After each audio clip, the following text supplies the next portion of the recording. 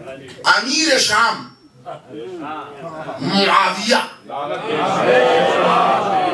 اللہ راضی نہ ہو، اس نے فرمایا اس وقت کہ جب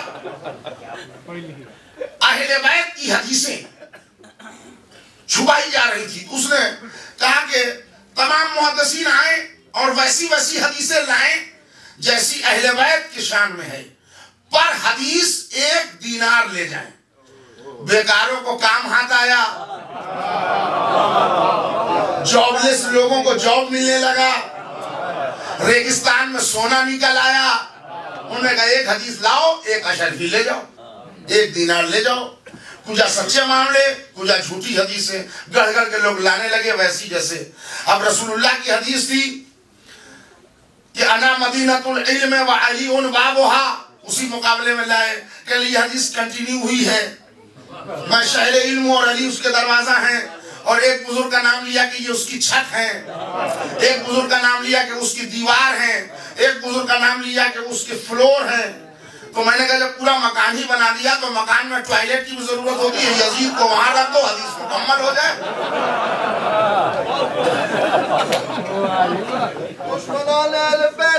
ویسی حدیث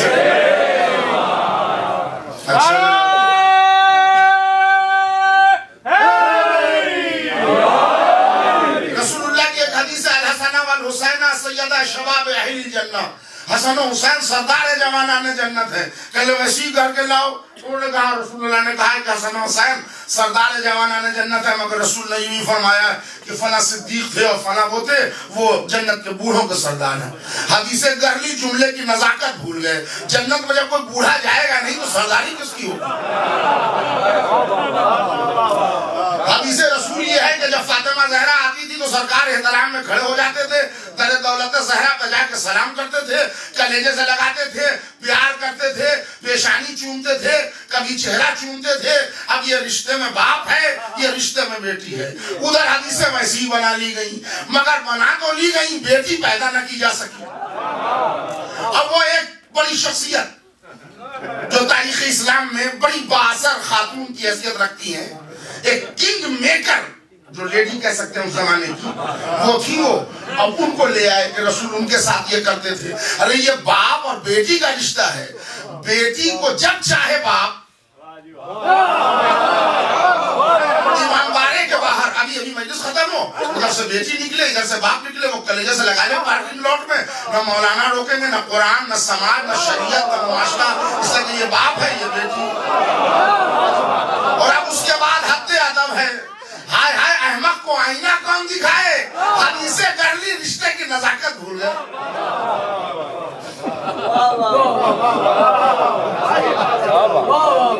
بھائی دیکھیے میں کیا آپ کی خدمت میں عرض کروں، ابھی جہاں سے میں آ رہا ہوں وہ نیو جرسی میں امباڑے میں وہ بحث چل رہی ہے کہ جناب خدیجہ بیوہ تھی۔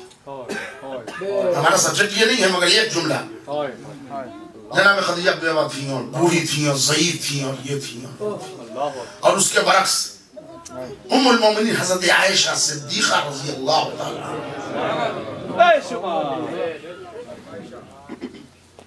اب وہ کیا تھی اب وہ کچھ لوگ میرے پاس پرچی لے کے آ گئے، انہوں نے کہا مولانا آپ یہ پڑھیے گا، ان کا ایج کیا تھا؟ وہ سب لوگ کہتے ہیں کہ یہ کنواری تھیں اور وہ شادی شدہ تھیں اور طلاق شدہ تھیں اور بیوہ تھیں اور کیا تھیں۔ تو میں نے اس پرچی کو لے کر پڑھا، اس لیے ہمارے یہاں کی مجلس کی یہ موضوع نہیں ہے، اس لیے کہ یہ سب ہماری مائیں ہیں، اور بیٹوں کو یہ زیب نہیں دیتا ہے کہ ماؤں کی عمروں کو بحث کریں۔ کیا کہہ رہا ہوں؟ بیٹوں کو یہ زیبہ نہیں ہے کہ وہ اپنی ماں کی عمر کا پتہ لگائیں۔ سب ام المومنین ہیں، سب لائق احترام ہیں، تو اب اس میں بحث بیکار ہے، یہ جاہلانہ روش ہے کہ کون کنواری تھی اور کون شادی شدہ تھی۔ اصل میں کسی کا کنوارا پن آپ کو ثابت کرنا ہے، اس لیے آپ خدیجہ کی بیوہ کی دنیا کو اچھال رہے ہیں۔ تو اب کم سے کم کچھ تبصرہ نہ کرنے پر بھی بولنا تو ایک جملہ پڑے گا۔ صاحبان علم کا مجمع ہے، جملے کی بات چاہوں آپ سے۔ آپ اصل میں کسی کا کنوارا پن اجاگر کرنے کے لیے عظمت خدیجہ کو گھٹانا چاہتے ہیں، مگر تاریخ نے عظمت خدیجہ وہ معین کی کہ زمانہ کبھی بھی اس کو اوورٹیک نہیں کر سکتا۔ اب ایک جملہ صرف کہہ کے میں موضوع پہ آ رہا ہوں، کون کنواری تھی، کون شادی شدہ تھی، کون بیوہ تھی، کون طلاق شدہ تھی، اس سے بحث نہیں ہے. کون کنواری تھی، اس سے بحث نہیں ہے. رسول اللہ کی ازواج میں 11 جو تھی ان میں کون بیوہ تھی، کون کنواری تھی، اس سے بحث نہیں ہے. تاریخ عالم و آدم میں ازواج پیغمبر اکرم میں خدیجہ وہ اکیلی بیوی ہیں جن کو محمد کنوارا ملا ہے.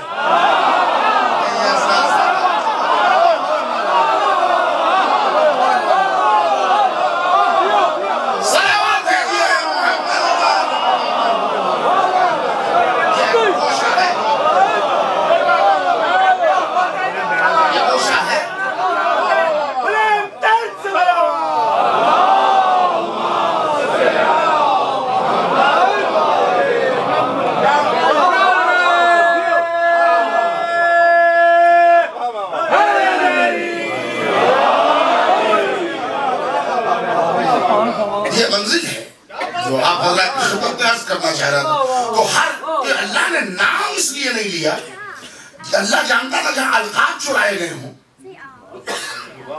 وہاں نام نہ چرائے جاتے. اللہ نے کہا صفت بیان کر رہا ہوں تاکہ اگر تم میں دم خم ہے تو وہ صفت پیدا کرو. کیا کہا امام کون ہوگا؟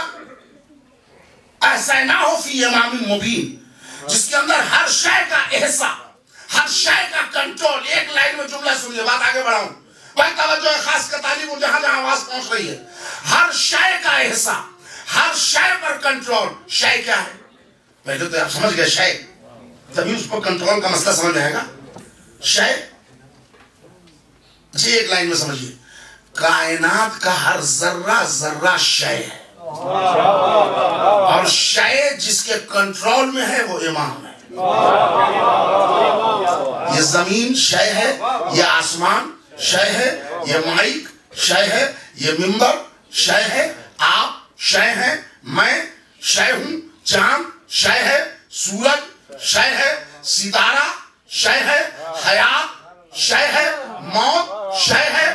اس پر کنٹرول رکھے وہ امام مبین ہے. اب یہ نہ دیکھو امام کس گھرانے کا ہے، کس قبیلے کا ہے، کس خاندان کا ہے، نام نہ تلاشو. سورج شے ہے، شے پر کنٹرول رکھنے والا امام ہے. تو یہ دیکھو ڈوبے میں سورج کو پلٹاتا کون ہے؟ ستارہ شے ہے، اسے دروازے پر بلاتا کون ہے؟ موت شے ہے، ٹھوکر مار کے حیات کون دیتا ہے؟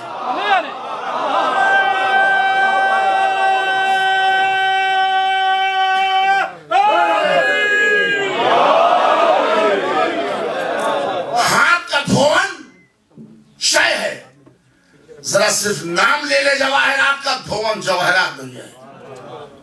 یہ ائمہ کی مثال ہے، ہر شے پر جو کنٹرول رکھتا ہوں.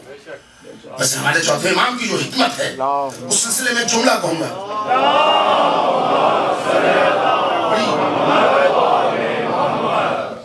انہوں نے صحیفہ کاملہ ہمارے لیے چھوڑا، صحیفہ سجادیہ، جو زبور آل محمد کے نام سے یاد کیا جاتا ہے. مولا علی کا اساس علمی ہے نہج البلاغہ. ایک جملہ اپنے چوتھے امام کی حکمت سنیے. یہ صحیفہ کاملہ کیوں ہے، دعا کیوں ہے، وہ نہج البلاغہ خطبہ کیوں ہے؟ سیدھی سی بات یہ ہے کہ ہمارے سامنے مجمع ہے تو میں خطاب کروں گا. بند کمرے میں اگر کچھ مدعا پیش کرنی ہے تو وہاں ممبر اور مائک تنہائی میں نہیں لگے گا، مصلی بچھے گا، اللہ کو مخاطب کیا جائے گا. بس آپ سمجھ لیں علی کے پاس مجمع تھا، چوتھے امام کے پاس مجمع نہیں تھا. وہ تمام باتیں صحیفہ کاملہ میں ہیں جو نہج البلاغہ میں ہیں. اس میں مجمع سے خطاب تھا لہذا اسے خطبہ کہتے ہیں، اس میں اللہ سے خطاب تھا اس لیے دعا کہتے ہیں. وہ تمام حکمتیں جو نہج البلاغہ میں ہیں وہ سب صحیفہ کاملہ میں ہیں اگر ڈیپلی اس کا اسٹڈی کیا جائے.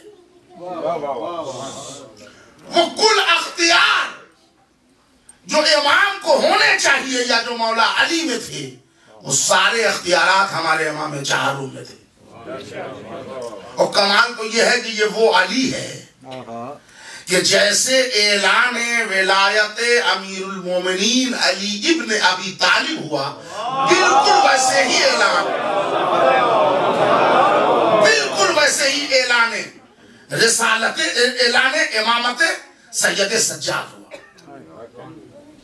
یعنی یہ ابھی ہمارے شعراء کرام بھی پڑھ رہے تھے کہ زنجیروں میں جکڑے رہنے کا مطلب یہ نہیں ہے کہ قوت امامت سلب ہو گئی. 4 مصرے کسی شاعر نے کہے تھے کہ اے میرے مالک تیری موجودگی کے باوجود ہاتھ میں شبیر کے اسلام کی تقدیر ہے. اس کو کہتے ہیں امامت.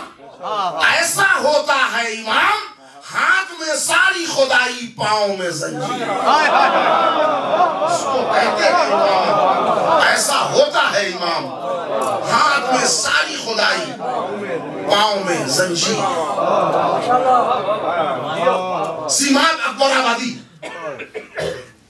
وہ اس نے کیا خوبصورت ایک شعر کہے کہ سجاد اسیر ظلم ہوئے افسوس کسی نے یہ نہ کہا یہ پاؤں ستون کعبہ ہیں زنجیر کسے پہناتے. ذرا ان کے اعلان کی کرامت امامت کی حکمت یہ ذہن میں رکھیے گا. مسلسل گفتگو چوتھے امام کی امامت کے اعلان میں وہی ضرورت پڑی جو غدیر میں ضرورت پڑی تھی. اس لیے کہ کربلا میں یزید اور یزید والوں نے امامت کو دفن کرنے کی کوشش کی تھی.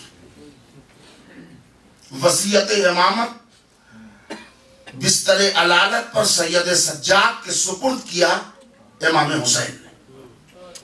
زمانے کو پھر سے تعارف چاہیے ہے کہ امام ہے کون. ہے نا؟ 2-3 جملے دیجئے اس کے بعد ربط مسائل ہوگا. کون ہے امام؟ اس لیے کہ کربلا میں یزید اور بنی امیہ کی پوری کوشش تھی کہ امامت اور نسل امامت کو دفن کر دیا جائے اور اس نے پوری کوشش کی تھی کہ خیم میں چل جائے. وہ تو صبح قیامت تک عہدہ امامت پر احسان حضرت زینب ہے. اب یہاں پر مجھے شعراء کرام اور بلند و بالا شخصیتیں بیٹھی ہیں, ان کے سامنے مجھے شعر پڑھنے میں اچھا نہیں لگتا, مگر عہد جوانی میں جب میں شعر کہتا تھا تو 4 مصرے میں نے کہے تھے, مجھے اپنے یاد آ گئے. اگر آپ اجازت دیں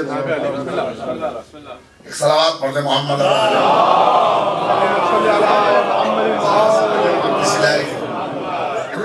کہ جلتے ہوئے خیمے سے یہ کیا لائی ہے زینب,